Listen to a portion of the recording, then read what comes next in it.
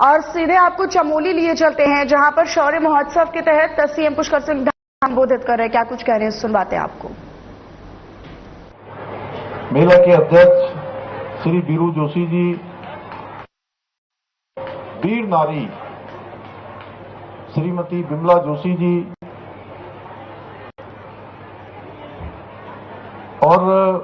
बीरू जोशी जी, जिन्होंने 26 साल पहले का जो हमारे सामने अभी यहां पर प्रसंग सुनाया, सच में हम सब के लिए बहुत अनुकरणीय है। भारतीय जनता पार्टी के मंडल अध्यक्ष बीरेंद्र सिंह जी, श्रीमती चंद्रकला खंडूरी जी, देवी प्रसाद जोशी जी, मेला व्यवस्थापक श्रीमती भावना रावत जी, अध्यक्ष नगर पंचायत सुनीता रावत जी, मंडल अध्यक्ष देवाल उमेश मिश्रा जी, समाज सेवी दिनेश चमोली जी, मंडल अध्यक्ष कुलसारी गिरीश चमोला जी, मंडल अध्यक्ष नारायण बगड़ कमलेश सती जी, मेला संरक्षक ईश्वर सिंह फसवा जी और मेले के संयोजक श्री दिखपाल सिंह गलिया जी, आयोजन के मुख्य धुरी युवा नेता भाई देवेंद्र सिंह नेगी देवा भाई, मेला सचिव देवेंद्र सिंह रावत जी, जिला महामंत्री राकेश जोशी जी, सूबेदार श्री बलबीर शाह जी, पूर्व अध्यक्ष आनंद रावत जी, सह व्यवस्था प्रमुख विकास जोशी जी, कविता नेगी जी, ब्लॉक प्रशासक थराली, मंच संचालक जिन्होंने शानदार इस मंच और आप सबके बीच में सेतु का काम किया है, ऐसे भाई रमेश देवराड़ी जी, विशेष सहयोग श्री अर्जुन बिष्ट जी और इस कार्यक्रम में पधारे मंच पर सभी हमारे सभी प्रतिनिधिगण आए हुए, सभी अतिथिगण और बड़ी संख्या में उपस्थित मेरे सभी बड़े बुजुर्ग माताएं बहनें, मेरे सभी नौजवान साथियों, मीडिया के सभी मित्र, मैं सबसे पहले तो आज इस अवसर पर चेपड़ों की इस पावन भूमि पर अमर शहीद श्री भवानी दत्त जोशी की पुण्य स्मृति में आयोजित होने वाले इस शौर्य महोत्सव में आप सबकी उपस्थिति के लिए मैं आप सबका स्वागत करता हूं, आप सबका अभिनंदन करता हूं। और मेरी माताओं बहनों ने, प्यारे बच्चों ने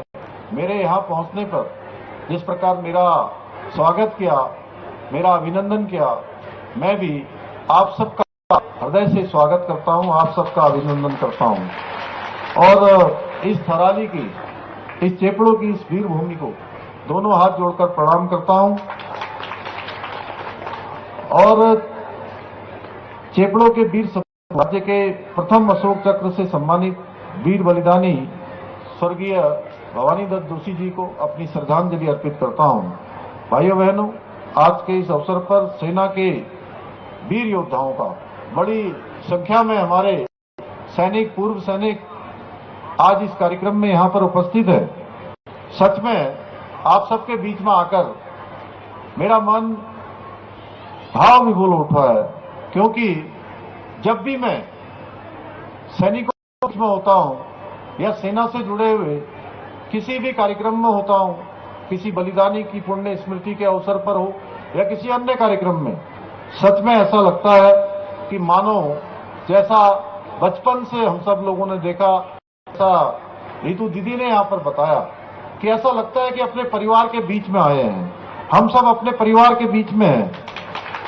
हम सभी जानते हैं अमर शहीद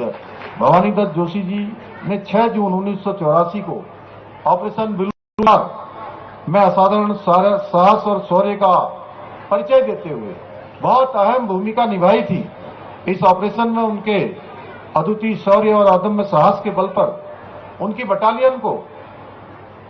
अपने मिशन सफलतापूर्वक पूरा करने में कामयाबी हासिल हुई थी। इस मिशन में नायक भवानी दत्त जोशी जी ने भारतीय सेना की गौरवशाली परंपरा को आगे निभाते हुए, आगे बढ़ाते हुए अपना सर्वोच्च बलिदान दिया। राष्ट्र के लिए किए गए उनके इस बलिदान के लिए स्वर्गीय भवानी दत्त जोशी जी को मरणोपरांत अशोक चक्र जैसे सर्वोच्च वीरता पुरस्कार से अलंकृत किया गया। भाइयों बहनों, उत्तराखंड की पवित्र भूमि हमेशा से वीरों की भूमि रही है। चाहे वो प्रथम विश्व युद्ध हो, चाहे द्वितीय विश्व युद्ध हो, स्वतंत्रता संग्राम की लड़ाई हो, या उत्तराखंड के वीर सपूतों ने हमेशा अपने प्राणों की आहुति देकर भारत मां के मान सम्मान और स्वाभिमान को बढ़ाने का काम किया है। भाइयों बहनों, वीर भूमि उत्तराखंड के लगभग प्रत्येक परिवार से कोई सेना में, कोई अर्धसैनिक बलों में अवश्य होता है, और मैं भी एक सैनिक का बेटा हूं। मुझे यह देखकर अत्यंत गर्व की अनुभूति होती है कि आज आदरणीय प्रधानमंत्री श्री नरेंद्र मोदी जी के कुशल नेतृत्व में जिस प्रकार सेना के मनोबल को बढ़ाने का काम हो रहा है, हमारे जवानों के मनोबल को बढ़ाने का काम हो रहा है, और सेना को जिस प्रकार से फ्री हैंड दिया गया है, जिस प्रकार से आज सैनिकों को हमारे अनेक प्रकार के अच्छे अच्छे उपकरण दिए जा रहे हैं, अच्छे अच्छे उनको वस्त्र दिए जा रहे हैं। एक समय वह भी था, आप सब जानते हैं, जब हमारे सैनिक बहुत ऊंची ऊंचाइयों पर, बर्फ की चोटियों पर भारत मां की रक्षा के लिए तैनात होते थे। उनको अच्छे बूट नहीं मिलते थे, अच्छे जैकेट नहीं मिलते थे, अच्छे खाने का सामान नहीं मिलता था। भाइयों बहनों, मैंने स्वयं देखा है कि अनेक अनेक लोगों को बर्फ की चोटियों पर अपनी सेवा देने के कारण से उनके पैरों में गैंग्रीन हो जाया करता था, उनके पैर काटने पड़ते थे, क्योंकि यह सब इसलिए होता था कि सैनिकों को उनके उचित प्रकार के जो उपकरण और उचित प्रकार के वस्त्र और उचित बूट इत्यादि उपलब्ध नहीं होते थे। आदरणीय प्रधानमंत्री मोदी जी के प्रधानमंत्री बनते ही तमाम इस प्रकार की फैसिलिटी को तत्काल लागू किया गया। हमारे सैनिकों को जहां सुविधाएं दी गई, वहीं उनके मनोबल को बढ़ाने का काम भी किया गया। आदरणीय प्रधानमंत्री जी के नेतृत्व में हमारे वीर सैनिकों द्वारा पहलगाम आतंकी हमले के बाद जिस प्रकार से ऑपरेशन सिंदूर के माध्यम से पाकिस्तान के अंदर